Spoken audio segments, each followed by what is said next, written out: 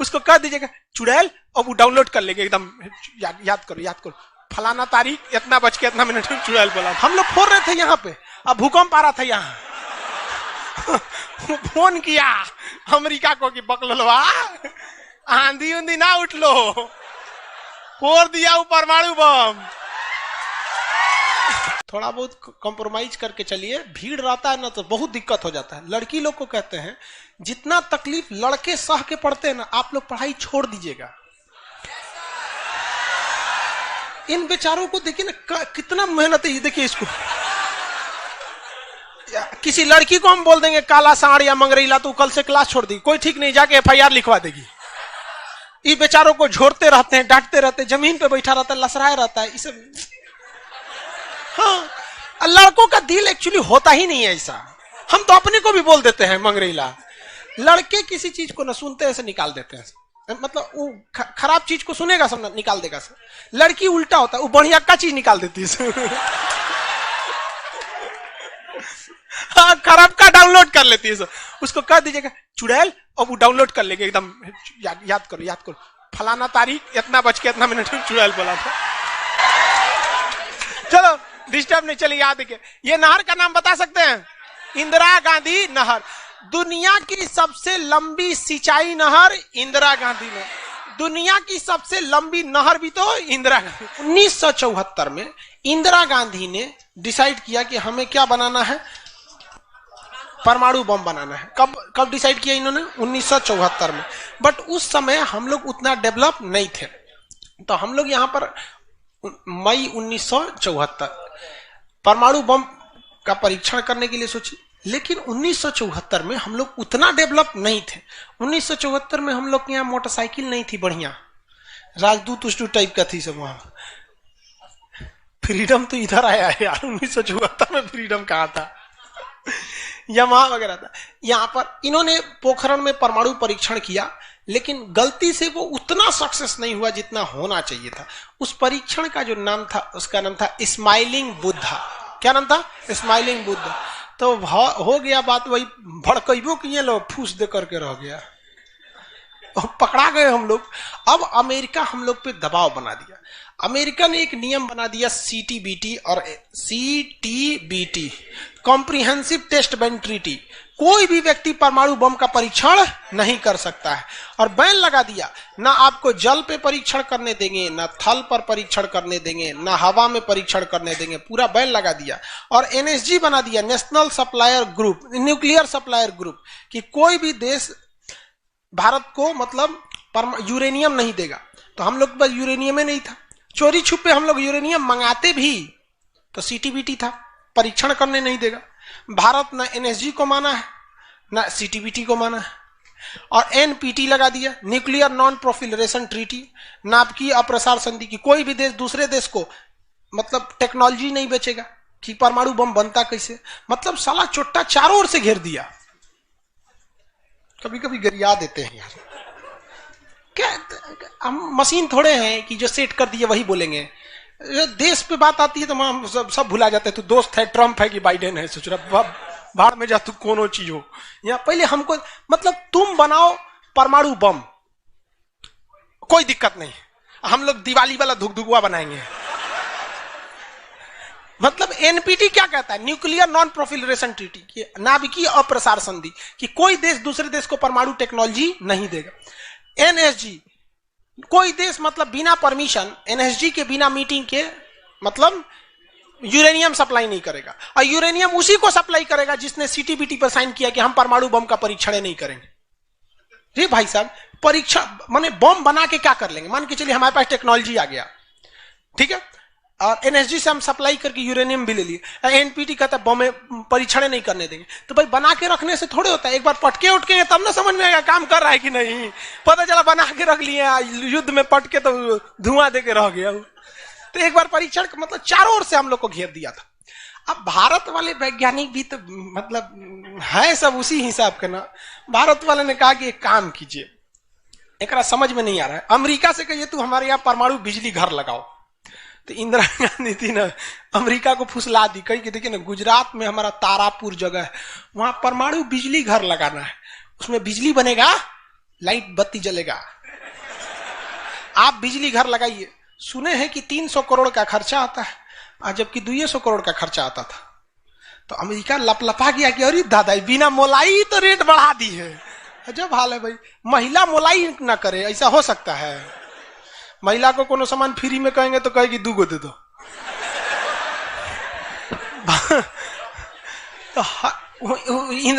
America ने सहयोग कर दिया, हाँ हाँ हम पूरा परमाणु बिजली घर बना देंगे, बिजली बनेगा, आपके यहाँ भुक भुक वाला लाइट जलेगा एकदम। तारापुर में 1972 में बिजली घर लगा दिया। अब बिजली घर चलेगा कैसे? इंदिरा गांधी का हमें यहाँ यूरेनियम नहीं है, एक काम कीजिए, जो बिजली घर लगा है ना उखाड़ के ले जाइए, अपना ठेका कैंसिल का। अरे पगली कही के तो पैसा दे, तो पैसा कौन ची का, ये तू कौन ची तू बनी ले NSG कि हम यूरेनियम नहीं देंगे, का अच्छा तुमको दे देंगे, कोई दिक्कत नहीं। अब वो यूरेनियम लिया था हमें बिजली घर में भड़काने के लिए। अरे भैया तू ले आओ ना, हम लोग ने डिसाइड करेंगे इसको भड़काना किधर है। इधर आया 1972 में तारापुर में, उधर तैयारी चल रही थी 1974 में। हम लोग ने उसमें से निकाल के इसमें भड़का दिया। बाद में पता चला गलती हो गया, अमेरिका होशियार निकला, जो यूरेनियम बिजली घर में लगता है वो 20% इनरीच रहता है, अब परमाणु बम में 80% इनरीच चाहिए होता है। हमसे गलती हो गया, ससुरा जातो गया भातो ना मिला, भड़काइयो दिए, बदनामो हो गए लोग, सब सतर्क हो गया, सब हरक गया, सब देहात में बोला जाता है ना, हरक गया सब। ले भाई हम लोग को पता नहीं था, जो हम लोग कच्चे मसाला पे भड़का दिए थे लोग। अब क्या हो, इस सब 75 को नियम लगा दिया, हम लोग को कोई देता ही नहीं था। तो बस अब भारत में वैज्ञानिक, इंदिरा गांधी ने प्रोग्राम को कैंसिल नहीं किया, कहा कि बनाइए। अब भारत में धीरे धीरे आगे गए, एक से एक वैज्ञानिक मिल गए सब। उसमें एक चिदम्बरम थे, बहुत मशहूर वैज्ञानिक, और उसके बाद मिल गए हमारे APJ अब्दुल कलाम, सोने पे सुहागा। इन्होंने परमाणु बम बनाने की पूरी तैयारी कर ली। अब तब तक लेकिन कोई भी प्रधानमंत्री डरे उन लोग को खुली छूटे नहीं देता था कि परमाणु भड़काइए, क्योंकि अगर फूस हो गया, देखिए भड़क के सक्सेस हो गया तो किसी के बाप की औकात नहीं फिर कुछ बोले। भड़का दीजिए उसको, उसके बाद कौन सी बोलता है, ले आओ रे, ले आओ तो कौन सी है नहीं। लेकिन अगर भड़काए और फूस कर गया तब तो पिटा जाएंगे। जापान पर परमाणु बम मार दिया था अमेरिका, जापान चुपचाप देख लिया था। जापान के पास परमाणु बम रहता ना, अरे बाप रे बाप, उनको तो दिखाया रहता, जापान मारा रहता ना, जिसका कोई हद नहीं। मजबूरी हो गई थी, तो भारत के सामने यही रास्ता था कि भैया अगर भड़का दिए और अगर सक्सेस नहीं हुआ तो इस बार माफी मिलने वाला नहीं है, क्योंकि 1974 में एक बार माफ कर दिया था। लेकिन अटल बिहारी वाजपेयी का जब नेतृत्व आया प्रधानमंत्री का, तो अटल बिहारी वाजपेयी ने कह दिया था भैया कुछ भी हो जाए, कुछ भी हो जाए, हमारा देश रहना चाहिए। आज के नेता रियलिटी बताते हैं। अटल, हम और आप उस पीढ़ी में से हैं जिन्होंने एक साथ 2 महापुरुष को अपने देश में देखा, राष्ट्रपति के रूप में APJ अब्दुल कलाम और प्रधानमंत्री के रूप में अटल बिहारी वाजपेयी। और यह सौभाग्य पृथ्वी पर अब किसी को नहीं मिलने वाला है, क्योंकि ये ऐसे लोग थे जिनका अपना परिवार बाल बच्चा कुछ नहीं, देश ही समझा मतलब देश है यहाँ पे, और कुछ नहीं। यहाँ पे गलवान में चीन घुसा है ना, चोट्टा अटल बिहारी वाजपेयी रहते तो क्या बता रहे, तो दिखने में बुढ़ा थे अटल बिहारी वाजपेयी। यहाँ पे बड़े बड़े जवान लोग का छक्का छुड़ा देते थे बॉर्डर पे। उन्होंने खुला छूट दिया APJ अब्दुल कलाम को, कहा कि आपको हमारे परमिशन की जरूरत ही नहीं है, आपको जो करना है करिए, हमको नहीं, हमको बस परमाणु बम चाहिए, हमारी सरकार रहे चाहे सरकार गिर जाए। और रियलिटी में है, भारत में अटल बिहारी वाजपेयी अगर परमाणु परीक्षण न करते तो भारत पर अमेरिका सैंक्शन नहीं लगाया रहता और अटल बिहारी वाजपेयी की सरकार नहीं गिर जाती। लेकिन अगर वो अपनी सरकार को सोचते तो कोई भी शिक्षक मंच पर खड़ा होकर किसी प्रधानमंत्री का खुलेआम तारीफ नहीं कर सकता, वरना कितने प्रधानमंत्री आए, कितने गए, किसी के लिए शब्द नहीं निकलता है। तो इतिहास हमेशा याद रखिएगा, आपको न्यौछावर करना पड़ेगा। यहाँ पर ऐसे चमचागिरी करने से किसी का नाम लेता आदमी, लेकिन विरोधी भी जिनका नाम लेते हैं ऐसे महापुरुष थे अटल बिहारी वाजपेयी, APJ अब्दुल कलाम। कोई है जो गिर जाएगा? हाँ, उसे जो अपने बेचारा शर्मा जाएगा, किसको बोल रहे। उन्होंने खुला छूट दिया और कहा कि जो करना है करिए। APJ अब्दुल कलाम कहे ठीक है, लेकिन अमेरिका को पता चल गया कि सोचा APJ अब्दुल कलाम चल गया वहां, ये पक्का सफल कर देगा, तो उसने उसके ऊपर ना सैटेलाइट छोड़ दिया, अमेरिका से सैटेलाइट छोड़ा और भारत के ऊपर निगरानी करने के लिए। अब यही गलती कर दिया अमेरिका से सुरा। APJ अब्दुल कलाम को फुसलाने के लिए नासा बुलाया, आइए ना, आइए नासा आइए। तो APJ अब्दुल कलाम चल गए और कहा कि देखिए देखिए कितना बड़ा बड़ा मशीन है नासा में, ऐसा ना इंडिया में है, टूटल फूटल स्टेपलाइजर रख ले रहता है, स्टेपलाइजर का नट उठ जाता है तो पिलास से दाब के करता है। कहा वहां वैज्ञानिक बने, यहाँ आइए हम आपको नासा का हेड बना देंगे यहाँ पर। कहा कि ठीक है, हम नासा का हेड, हम क्या करेंगे, हमारा कौन है, ना बाल बच्चा ना कुछ, एक को चीज है मेरे लिए, मेरा दुनिया में कुछ नहीं है, केवल और केवल मेरी भारत माँ है, आप वो भी छीन लेंगे हमसे, ऐसा थोड़े हो सकता है। उन्होंने कहा नहीं, और यहीं से थोड़ा उससे गलती हो गया। वहीं पर उन्होंने देख लिया था कि अमेरिका ने भारत के ऊपर क्या लगा रखा है, सैटेलाइट मॉनिटरिंग के लिए, और वहां पे उसने अमेरिका की सबसे बड़ी गलती हो गई। यहां आने के बाद उन्होंने बता दिया, देख भैया हम जो काम कर रहे हैं ना, सारा अमेरिका क्या कर रहा है, सैटेलाइट से देख रहा है। तो सब वैज्ञानिक का असर ले, भड़काने से पहले तैयारी करना पड़ता है 1.5-2 महीना की। अब क्या किया जाए, तो कहे कि देखो भाई, इस अमेरिका की जो सैटेलाइट जाता है ना, दोबारा घूम के आने में ना लगभग 1-1.5 घंटा का गैप हो जाता है। इसी बीच में जो करना है करो। कहा कि 1.5 घंटा में कौन सी करेंगे। तो अटल बिहारी वाजपेयी ने खुला छूट दिया था किसको, एपीजे अब्दुल कलाम। एपीजे अब्दुल कलाम ने कह दिया ना कि एक काम कीजिए, ऐलान कर दीजिए कि यहां मिलिट्री एक्सरसाइज होने जा रहा है, सेना यहां युद्ध अभ्यास करेगी, कैसे युद्ध लिया जाता है, एकदम ओरिजिनल युद्ध का मैदान। अब युद्ध में कहीं घर बन रहा है तो कोई पूछ रहा है काहे लिए बन रहा है, तो इसी पे जो बम मार के प्रैक्टिस करेंगे। घर नहीं बन रहा था, वो इसलिए बन रहा था कि परमाणु बम कितना खतरनाक होगा। लोगों को लगा कि फौज इस पे मार के देखेगी कितना तबाही मचा रहा है। अरे भाई साहब बकलोल, वो तैयारी अब्दुल कलाम ने करवा रहे थे कि जब फोड़ेंगे तो देखेंगे कि घरवा उधिया रहा है कि नहीं। तो लोगों को लगा हम मिलिट्री एक्सरसाइज कर रही है, सब चीज काम हो गया। लेकिन अमेरिका को कहीं ना कहीं भनक लग गया, क्योंकि हर घर में सतयुग से कलयुग तक साले विभीषण हर जगह मिलते हैं। भारत में कोनो जाके कह दिया वहां पर, तो भनक लग गया। तो अमेरिका ने उस सैटेलाइट की टाइमिंग घटा दी। अब जो घंटों का गैप रहता था वो चंद मिनटों का गैप रह गया, 20-20 मिनट का गैप रहता था। लेकिन इन लोगों ने अपना काम निपटा के रख दिया था। लेकिन समस्या ये थी ना कि सब चीज तो बन के रेडी हो गया, हर चीज रेडी हो गया, लेकिन अगर परमाणु बम फोड़े और फूस दे करके रह गया, तो समस्या यही थी। भड़क गया तो टेंशन ही नहीं था। तब क्या किया गया, सैटेलाइट हुआ तो रहेगा। तो अटल बिहारी वाजपेयी का पूरा छूट था, एपीजे अब्दुल कलाम को इनको टेंशन ही नहीं था। उन्होंने कह दिया अटल बिहारी वाजपेयी से कि काम करते हैं हम अब आ गया, हम मई में इसका बम फोड़ देंगे कोनो दिन में, 9 तारीख चाहे 11 तारीख कोनो दिन हम फोड़ देंगे। तो कहें कि भाई आपको जो करना है करिए ना, हमको मत बताइए, हमको बस परमाणु बम चाहिए, बाकी अमेरिका कौन चीज करेगा हम देख लेंगे यहाँ पर। तो अटल बिहारी वाजपेयी से खुला छूट मिल गया। अब इन्होंने 9 मई 1998 डेट क्या कर दिया, डिसाइड कर 2 दिन किया था, एक 9 मई को भी, फिर 11 मई को। पहले 11 मई 1998 शक्ति 98 कोड नाम था।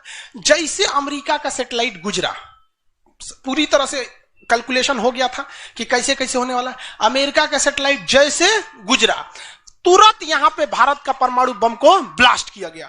और जैसे ब्लास्ट हुआ तो जो मिलिट्री एक्सरसाइज कर रही थी उसको तो भेज दिया गया था 2 दिन पहले ही। जो बिल्डिंग बनाई थी वो खाली पड़ल था, धाए दे गायब हो गया बिल्डिंग, पूरा धुआं धुआं हो गया, पूरा भयानक। अब परमाणु बम क्या हो गया, लगभग सफल हो गया। वैज्ञानिकों को लग गया था सफल हो गया, लेकिन भाई अब ये फोड़े, अभी कैसे पता चल जाएगा सफल हो जाएगा। आप अंदाजे ना बता सकते कि भाई इतना तबाही एक अच्छा ही बम ला सकता है। लेकिन तब तक सैटेलाइट उसका घूम के आ रहा था और पकड़ लेता तब क्या होता, मान के चलिए पकड़ लेता, अब पता चला कि सफल नहीं हुआ, खाली धुआं कर दिया, गड़बड़ हो गया। तुरंत अटल बिहारी वाजपेयी को फोन किए एपीजे अब्दुल कलाम कि तुरंत आप मौसम विभाग को कहिए कि राजस्थान में भयानक तूफान आया है, कोई नहीं जाएगा। अटल बिहारी वाजपेयी ने तुरंत घोषणा करा दी, राजस्थान के लोग अपने घर में रहे, बहुत भयानक तूफान आया है। अब उसका सैटेलाइट आ रहा है तो देख रहा है धुआं हुआ है, तुरंत मैसेज भेजा नासा में, धुआं हो गया यहाँ पे। कहीं मतलब धुआं हुआ है, तूफान आया है वहां पे। तूफान आया है, सोचा वहां से चला गया। तब परीक्षण देखा गया, एकदम सक्सेस। अब टेंशन ही नहीं है, एक और फोड़ दो, 2 को फोड़ दिया गया, पूरी तरह से सक्सेस हो गया। और ससुरा अमेरिका को अभी तक पता है कि वहां तूफान आया है, अरे वहां दूसरा तूफान आया है। अब भारत में कुछ भी कहिए तो डर तो लगता है, भाई अमेरिका बहुत खतरनाक देश है। आज हम लोग भले शक्तिशाली है, 1998 में हम लोग को पाकिस्तान आगे दिखा देता था, 99 की करगिल वार याद कीजिए। आज हम लोग बहुत आगे निकल गए, लेकिन उस समय बहुत पीछे थे हम लोग। अब डर तो था ही। अब भारत के प्रधानमंत्री सब राष्ट्रपति सुखपुकाइल थे, अमेरिका क्या करेगा ओके पते नहीं। 9 तारीख बीत गया, 10 तारीख बीत गया, पता ही नहीं चला अमेरिका को। अटल बिहारी वाजपेयी अब्दुल कलाम से पूछे कि महाराज तो सोचा कुछ सुख ये नहीं रहा, तो पते ना चल। एक काम करते हैं, आप धड़ल्ले से फोड़ देते हैं, क्या फायदा है हम। तो फिर 11 मई को 3 गो और फोड़ दिए। दुगो गायब करके। जैसे परमाणु बम निकला धड़ाम से फोड़े, पता ही नहीं चला। दूसरा, लेकिन भाई धड़ाधड़ 5 गो फोड़ दीजिएगा तो पता चल जाएगा कि नहीं पता चल। ये डाउट हो गया पाकिस्तान को। जनते का है, हम लोग फोड़ रहे थे यहां पे, अब भूकंप आ रहा था यहां। फोन किया अमेरिका को कि बकलवा आंधी उंधी ना उठ लो, फोड़ दिया वो परमाणु बम। अमेरिका सोच रहा माथा फोड़ रहा है अपना, कह रहा है कि अब क्या करें हम यहाँ पे। नासा वालन को गरियाया, गिरे चोट्टा कहीं का, तू लोग को सैटेलाइट लगाओ, हाई लगाओ वहां पे। कौन सी देख रहा था लोग वहां पे, कि हम तो बोलबे किए थे कि उधर दुका उठाया था, अपने ना बोल रहे थे कि आंधी उठल है वहां पे। अमेरिका आग बबूला हो गया और तुरंत अमेरिका का प्रतिक्रिया आया कि भारत को इसका बहुत भारी कीमत चुकानी पड़ेगी। तो भाई जिसकी कीमत भारी ना हो उसे चुकाने में मजा क्या है। और अमेरिका ने खुलेआम भारत को ललकार दिया कि अमेरिका कभी भी इस बात को स्वीकार नहीं करेगा कि भारत एक परमाणु संपन्न देश है। भारत को कभी भी अमेरिका इस बात की मान्यता नहीं देगा। अटल बिहारी वाजपेयी ने भी कॉन्फ्रेंस तुरंत मीडिया के सामने आए और कहे कि जो चीज हमारे पास है उसके लिए हमें किसी के प्रमाण की कोई आवश्यकता नहीं है। और जिस देश को यह लगता है कि हमारे पास परमाणु बम नहीं है या जिन देश को हम पर शक है वह आ जाना युद्ध के मैदान में, बताएंगे है कि नहीं है। अब पूरी तरह तबाह हो गया यहाँ पे। अब अमेरिका माथा पीटते रह गया। अमेरिका ने आदेश दिया अपनी सेना को कि तैयार रहो। अटल बिहारी वाजपेयी ने आदेश दिया अब्दुल कलाम को कि जो बम बनाए हैं ना, 2-4 को फोटोकॉपी उसका रेडी रखिए। फोटोकॉपी मतलब उसका बना होना के रेडी रखिए, क्योंकि सेना की लड़ाई में भाई आर्मी टू आर्मी बहुत दिक्कत हो जाएगा। एडवांस है वो बहुत। आज के वक्त में भी हमारा हथियार वहीं से खरीद के आता है। भारत ने भी डिसाइड कर लिया कि जो होगा आपकी परमाणु बम से होगा। अमेरिका भी डर गया कि ना भाई इससे लड़ना अब ठीक नहीं है।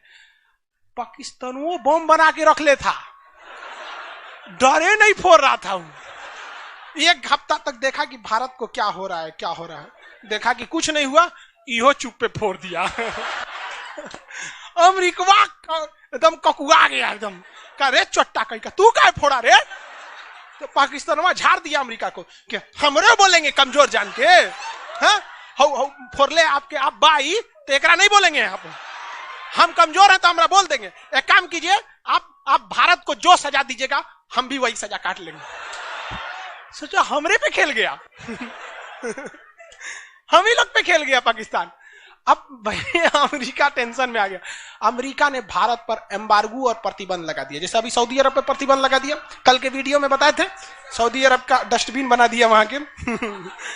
तो वहां पर अमेरिका ने भारत पर प्रतिबंध लगा दिया। कोई देश भारत से सामान नहीं खरीदेगा।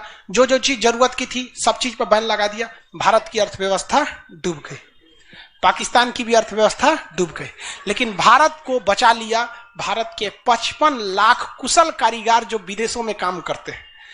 आप प्रतिबंध लगाइएगा भी तो पूरी दुनिया का कारखाने ठप हो जाएंगे, क्योंकि हर जगह भारत के वहां वर्कर काम करते हैं। और अमेरिका या सीबीएसई वाले जो वर्कर होते हैं वो स्पेशलिस्ट होते हैं। पेंट मारता है तो पेंटे मारेगा। भारत का मिस्त्री मल्टी टैलेंटेड होता है।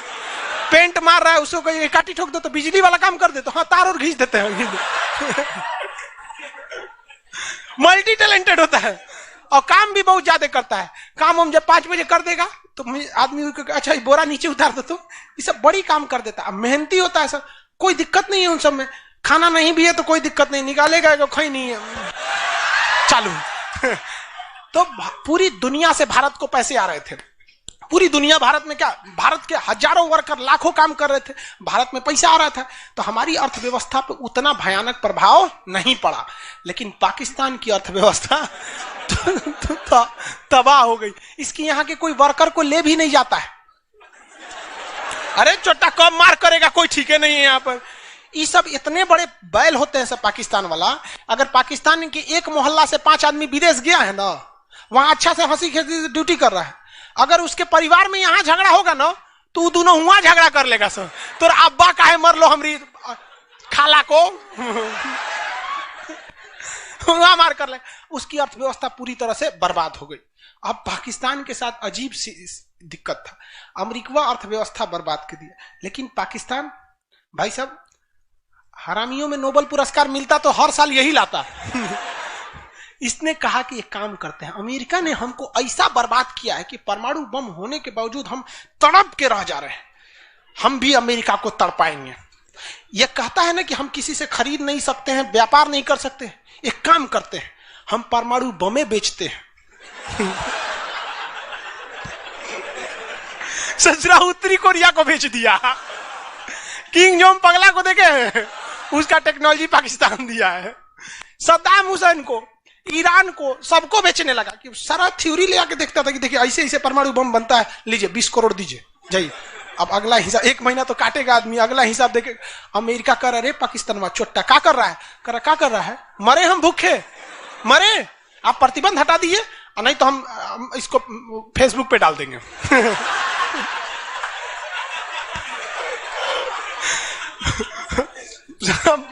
अमेरिका पगला गया, अमेरिका प्रतिबंध हटाया। इस बार फायदा उठा लिया भारत, कहा कि रे ओकरा हटाया तो हमरो प्रतिबंध हटाओ। समझ आ गया कि नहीं? तो गलती से भी अगर हम लोग जब भी एक दूसरे का अंतर्राष्ट्रीय मंच पर साथ दिए हैं ना, तो दोनों को फायदा हुआ है। लेकिन ये चोट्टा उसको समझ में नहीं आता है। अभी भी अगर वो शांति से रहेगा ना तो बहुत आगे जाएगा, और अशांति से रहेगा तो एकदम में आगे चल जाएगा। परमाणु परीक्षण समझ में आ गया? किसी कोई दिक्कत कहां होता है? पोखरण में। आज भारत परमाणु संपन्न है या नहीं है? परमाणु की आवश्यकता है नहीं। अब अमेरिका केस कर दिया भारत पर, कहा कि आपने न्यूक्लियर प्रसार संधि तोड़ा है। भारत ने कहा हम नहीं तोड़े हैं, हमने किसी से संधि मंगाया ही नहीं है, हमारे खुद के वैज्ञानिकों ने खुद बनाया है। और ये बात खूब एपीजे अब्दुल कलाम ने बोला था। कौन सी बोलता है चुराए हम बनीले, बताएं कैसे बनता है। कहा कि अच्छा ठीक है, ये नहीं है, लेकिन आपने यूरेनियम तो चोरी से मंगाया। कहा चुप, चट्टा कहीं का चोरी से मंगाया। हमारे केरल में यूरेनियम निकलता है, जादूगोड़ा की खान झारखंड से निकलता है, उसी से हम बनाए। हम किसी से भीख नहीं मांगे हैं, हम हिंदुस्तानी हैं लोग, यहाँ पे भीख में तो हमें कुछ भी नहीं चाहिए। तो एनएसजी कहा कि अभी, तब कहा अब कौन सी पे मुकदमा ठोके, तब इस पे ठोक दिया भारत पे। आपने परमाणु परीक्षण किया क्यों है? भारत ने ये मुकदमा जीत लिया। जानते हैं कैसे? कहा कि कैसे, हमने तो कोई नियम नहीं तोड़े हैं। सीटीबीटी कहता है आप पानी में नहीं फोड़ सकते हैं, जमीन पे नहीं फोड़ सकते हैं, हवा में नहीं फोड़ सकते, हम जमीन के अंदर फोड़े हैं। भारत ने कहा फोड़ा था? जमीन के अंदर। तो भारत को उस समय हर चीज साथ दिया था, बुद्धि, विवेक, बल, शक्ति सब रहना चाहिए, तब आप जीत सकते हैं। ऐसा नहीं कि परमाणु बम ले लेने से आपको जीत जाएंगे। कब कैसा सिचुएशन था, आंधी आया है, परमाणु बम फूट गया, तो हर चीज बहुत कांड हुआ यहाँ पे। बाद में अमेरिका को समझ में आ गया कि नहीं हो सकता है, अब भारत को नांग नहीं सकते। वो गया जमाना जब हमारे ऊपर किसी का शासन हुआ करता था। आज भी भारत में बस जाति पात खत्म हो जाए, ऊंच नीच पे लड़ना खत्म हो जाए, और Congress BJP high party how party मतलब नेतागिरी खत्म हो जाए, तो सोचिए ना हमारे पास कमी किस चीज की है कि नहीं? नेतागिरी तो सॉल्व हो सकता है। यूपीएससी का एग्जाम कंपलसरी कर दीजिए नेता बनने के लिए। काम खत्म, तुरंत खत्म हो जाएगा काम। आप इसको समझ में आ गया कि नहीं? लाइव वाले सब लोग समझ में आ गया? अब आगे कल समझेंगे लोग। आज के